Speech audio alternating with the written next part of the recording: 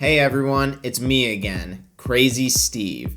Today I have something really special to review, the Up-Scaled LEGO Minifigure 40649.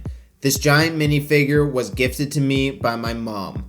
This extra large figure has also caught the attention of a lot of LEGO enthusiasts, so I'm excited to share my thoughts with you. As we dive in, let's take a look at the packaging. LEGO always does a fantastic job with their box designs, and this one is no exception.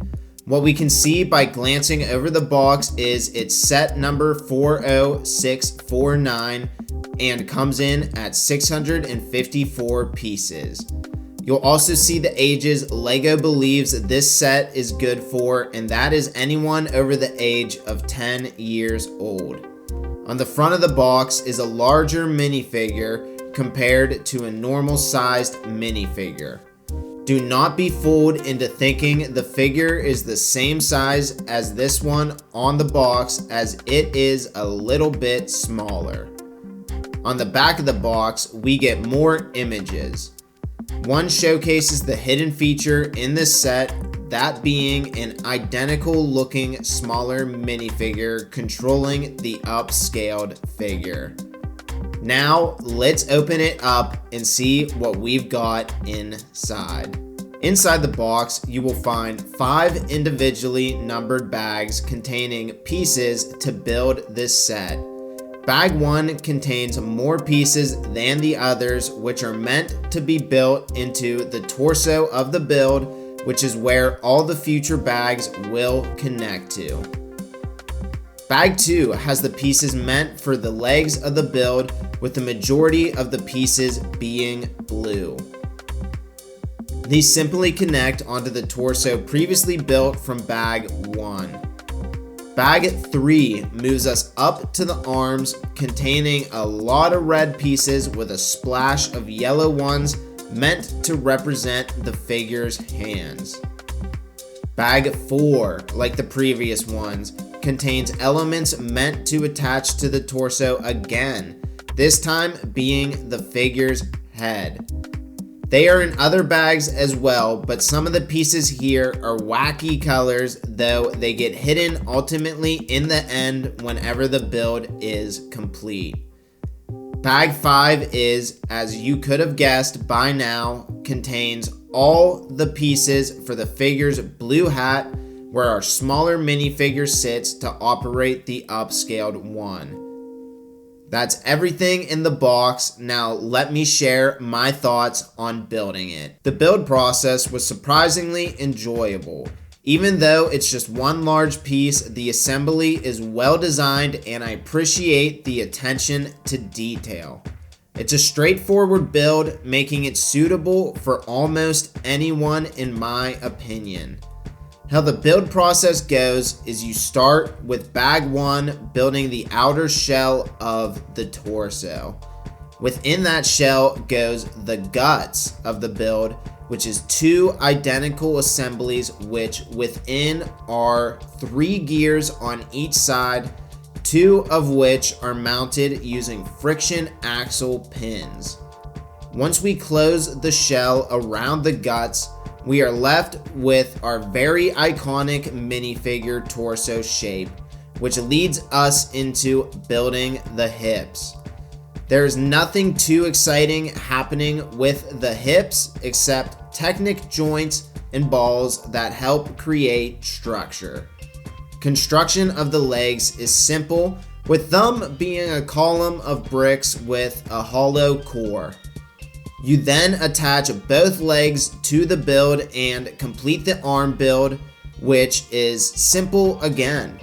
The shape of the arms is completed using a hinge plate with the hands affixed using friction axle pins. Moving to the head, it is built using 4x6 curved slopes locked onto the guts via brackets. Finally, once the head is attached, you start the build of the flat blue ball cap that sits upon the model's head attached by 4 jumpers. This is when you create the cab for the smaller figure to operate the upscaled minifigure, which is covered by a blue dome that was floating around in the box. That is roughly how the build will go if you pick it up, but let me share my thoughts on the completed build. Looking over the completed model, I think it comes together nicely and accurately represents the shape of a minifigure just in brick built form.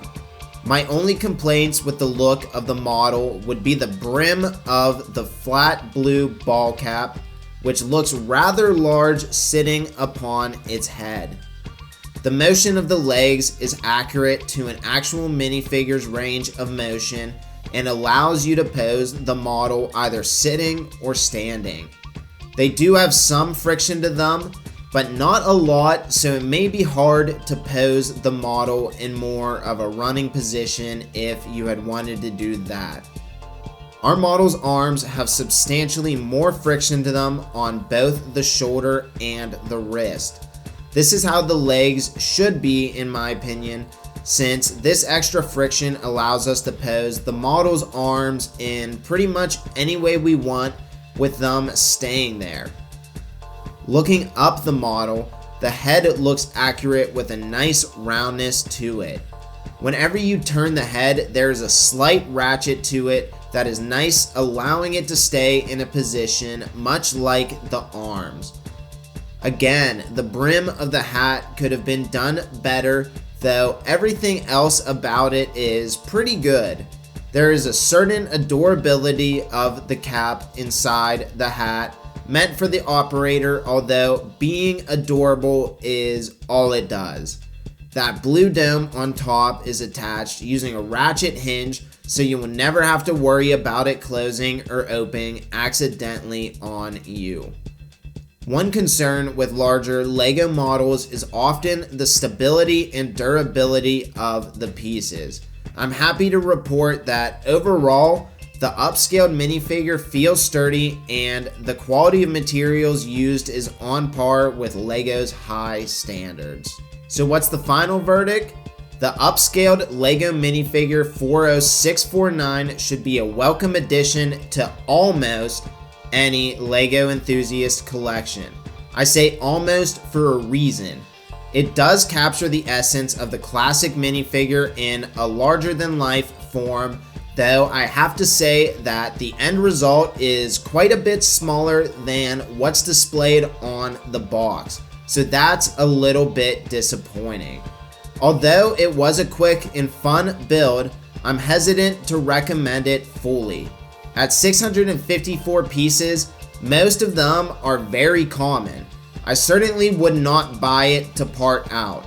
I would not buy it to play with either, as it seems too large and lacking in that area. Of course, the smaller figure up top could inspire some creativity, but at the price point of $50, there are much better play sets. If you were looking to get it as a display piece, there are other options for displaying large minifigures, albeit typically not brick built. If you must have a brick built upscaled minifigure, then in that case, I think this set would be right for you, and I would recommend it in that case. Plus, despite the complaints, I will definitely be keeping mine around. It was a gift, and I really do think it displays nicely. Thanks for joining me today on this review. If you enjoyed the video, don't forget to hit that like button.